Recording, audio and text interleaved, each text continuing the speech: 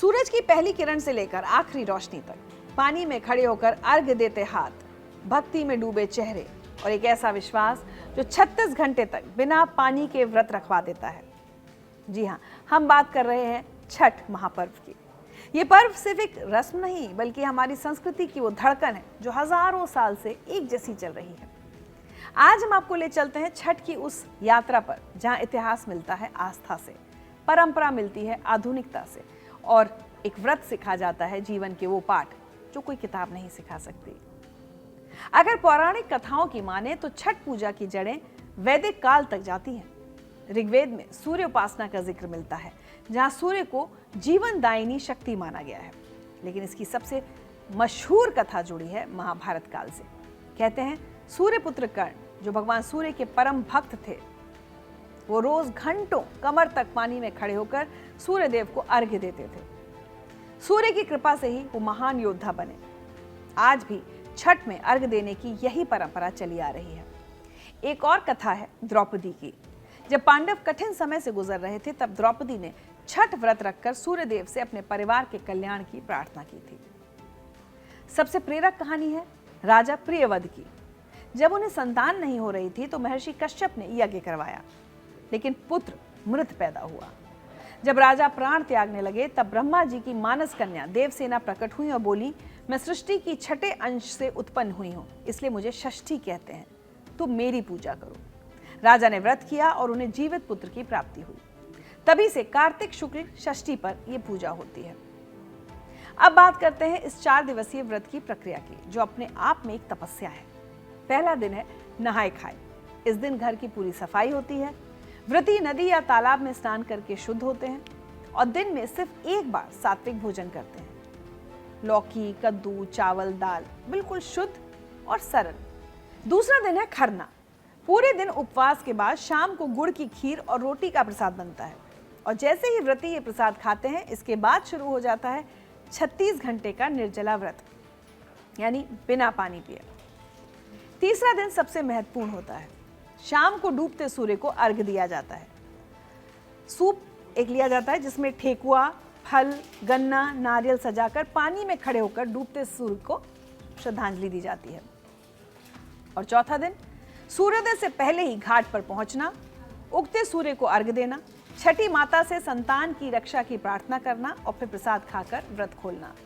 छठ में सफाई और शुद्धता का कितना ध्यान रखा जाता है ये देखकर हैरानी होती है। घर में प्याज, लहसुन, नमक की मनाही, मिट्टी के चूल्हे पर आम की लकड़ी से प्रसाद बनाना, बांस के सूप और दौरा का इस्तेमाल, क्योंकि ये प्रकृति से जुड़े हैं। व्रती को चारपाई पर नहीं जमीन पर सोना होता है। सूती और सादे कपड़े पहनने होते हैं। कोई दिखावा नहीं, कोई फैशन नहीं। व्रत का मूल भाव है त्याग, तपस्या और मन की शुद्धि। और सबसे बड़ी बात, व्रती के खाने के बाद ही परिवार के बाकी सदस्य खाना खा सकते हैं। पूरे 4 दिन घर में शांति, पवित्रता और अनुशासन का माहौल रहता है। सवाल ये उठता है कि सूर्य और छठी मैया की पूजा क्यों? तो समझिए, सूर्य वो देवता हैं जिन्हें हम अपनी आंखों से देख सकते हैं। सूर्य की रोशनी से ही धरती पर जीवन है, फसलें हैं, ऊर्जा है। सूर्य की उपासना यानी जीवन के स्रोत के प्रति आभार। और छठी मैया, मान्यता है कि शिशु के जन्म के बाद 6 दिन तक छठी मैया उसकी रक्षा करती हैं। वो ब्रह्मा की पुत्री हैं और सूर्य की बहन। संतान की लंबी उम्र और कुशलता के लिए छठी मैया की पूजा की जाती है। छठ की सबसे खूबसूरत बात है इसका सामाजिक पहलू। छठ के घाट पर अमीर गरीब का भेद मिट जाता है। सब एक जैसे डलिया उठाए घाट की ओर बढ़ते हैं। समाज का हर वर्ग और हर जाति का व्यक्ति इस पर्व को मनाता है। ये है छठ की समानता। परिवार और समुदाय एक साथ आते हैं, एक दूसरे के घर जाकर प्रसाद बांटते हैं, घाटों की सफाई करते हैं, नदियों और तालाबों को साफ करते हैं। ये पर्व प्रकृति से जुड़ाव का भी है। छठ में महिलाओं की अहम भूमिका होती है। पूरा पर्व वो आयोजित करती हैं, व्रत रखती हैं। ये महिला सशक्तिकरण का भी उदाहरण है। और अब बात करते हैं सबसे अहम मुद्दे की, आधुनिक समय में छठ पूजा का स्वरूप। छठ अब सिर्फ बिहार, झारखंड का पर्व नहीं रहा। दिल्ली के यमुना घाट हो, मुंबई की जुहू चौपाटी हो या बेंगलुरु के कृत्रिम कुंड, हर जगह छठ की धूम है। पटना के कंकड़बाग घाट पर लाखों भक्त इकट्ठा होते हैं। दिल्ली में यमुना के घाटों पर हजारों श्रद्धालुओं के लिए ट्रैफिक व्यवस्था बदल दी जाती है। मुंबई में सरकार खुद व्यवस्थाओं की देखरेख करती है। आधुनिक युग में छठ पूजा ने एक नया रूप ले लिया है, लेकिन आस्था की गहराई में कोई कमी नहीं आई है। आज महानगरों की ऊंची ऊंची इमारतों की छतों पर छोटे छोटे घाट सजाए जाते हैं, जहां व्रती उसी श्रद्धा से डूबते और उगते सूर्य को अर्घ देते हैं। Amazon, ब्लिंकिट, ज़ेप्टो जैसे प्लेटफॉर्म्स पर सूप, दौरा, ठेकुआ, मोल्ड से लेकर पूरी छठ पूजा किट तक ऑनलाइन घर बैठे मंगवाई जा रही है। सोशल मीडिया पर व्रती अपने छठ घाटों की तस्वीरें, अर्घ के वीडियो और छठ गीत शेयर करके इस परंपरा को वैश्विक पहचान दे रहे हैं। इंस्टाग्राम रील्स और यूट्यूब शॉर्ट्स पर छठ के भजन ट्रेंड कर रहे हैं। युवा पीढ़ी अपनी जड़ों से जुड़ रही है, चाहे दिल्ली की अपार्टमेंट्स की बालकनीज हो या मुंबई के फ्लैट्स की छत। लोग कृत्रिम कुंड बनाकर प्लास्टिक मुक्त सामान इस्तेमाल करके जीरो वेस्ट के संकल्प के साथ छठ मना रहे हैं। ये दिखाता है कि सच्ची आस्था ना तो समय से बदलती है और ना ही तकनीक से, बल्कि तकनीक आस्था को और मजबूत बनाने का माध्यम बन जाती है। आज का युवा जहां एक तरफ ऑनलाइन शॉपिंग तो कर रहा है, वहीं 36 घंटे का निर्जला व्रत रखकर, मिट्टी के दिए जलाकर, बांस के सूप में ठेकुआ सजाकर उसी पारंपरिक तरीके से छठी मैया की आराधना भी कर रहा है। यही है छठ का असली सौंदर्य, परंपरा और आधुनिकता का अद्भुत संगम। और अब आते हैं सबसे जरूरी सवाल पर, छठ महापर्व हमें क्या सिखाता है? पहली सीख, प्रकृति के प्रति आभार। सूर्य, जल, वायु, धरती, ये सब हमें जीवन देते हैं, इनका सम्मान करना हमारा कर्तव्य है। दूसरी सीख, सादगी में खुशी। ठेकुआ, चावल, फल, सादा प्रसाद, लेकिन भक्ति से भरपूर, दिखावे की नहीं, भाव की पूजा। तीसरी सीख, संयम और अनुशासन। 36 घंटे का निर्जला व्रत आत्मनियंत्रण सिखाता है, जीवन में संयम की अहमियत बताता है। चौथी सीख, समय का सम्मान। सूर्योदय और सूर्यास्त के सटीक समय पर अर्घ देना, यह हमें जीवन में समय प्रबंधन की सीख देता है।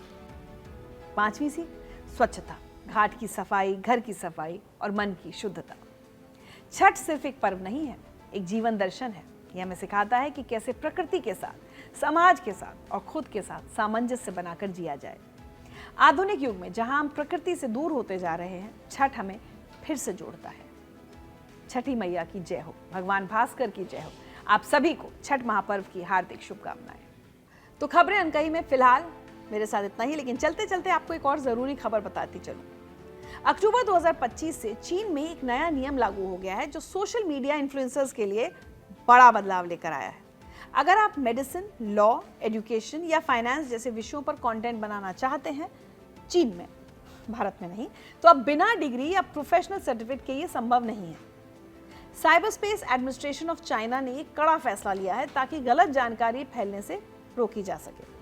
डूइन यानी एक्सक्लूसिवली चीन का टिकटॉक, बिलीबिली और वीबो जैसे प्लेटफॉर्म्स को अब इन्फ्लुएंसर्स के क्रेडेंशियल्स जांचने होंगे और ये पक्का करना होगा कि वो सही जानकारी दे रहे हैं या नहीं। कंटेंट क्रिएटर्स को अपनी डिग्री, सर्टिफिकेट्स या प्रोफेशनल क्वालिफिकेशन जमा करने के लिए 2 महीने का समय दिया गया है। साथ ही उन्हें अपने कंटेंट में सोर्स भी बताना होगा और अगर एआई का इस्तेमाल किया है तो वो भी बताना होगा। अगर कोई इस नियम का उल्लंघन करता है तो उसका अकाउंट तुरंत डिलीट किया जाएगा और 12 लाख रुपए तक का जुर्माना भी देना होगा। चीन सरकार का मानना है कि ये नियम ऑनलाइन कंटेंट को ज्यादा भरोसेमंद और सही बनाएगा। हालांकि कुछ लोग इसे सेंसरशिप मान रहे हैं, लेकिन चीनी सरकार का कहना है कि जनता को गलत सूचनाओं से बचाने के लिए जरूरी कदम है। वैसे मुझे भी लगता है कि ये फैसला सही है। जिस तरह आजकल के क्रिएटर्स कंटेंट के नाम पर कुछ भी अपलोड कर देते हैं, उन पर लगाम लगाना बेहद जरूरी है। भारत में तो आप फेसबुक, इंस्टाग्राम खोलिए तो आपको स्वास्थ्य, खानपान, ज्योतिष, कसरत, वजन घटाने के तरीके और न जाने कितने ही जरूरी विषयों पर ज्ञान देने वाले मिल जाएंगे, लेकिन ये पता नहीं चल पाएगा कि ये ज्ञान इन लोगों ने पाया कहाँ से। तो अच्छा होगा कि भारत सरकार भी ऐसा कोई नियम भारत में लागू कर दे कि हर कंटेंट क्रिएटर को कंटेंट क्रिएट करने से पहले अपनी क्वालिफिकेशन दुनिया को बतानी होगी।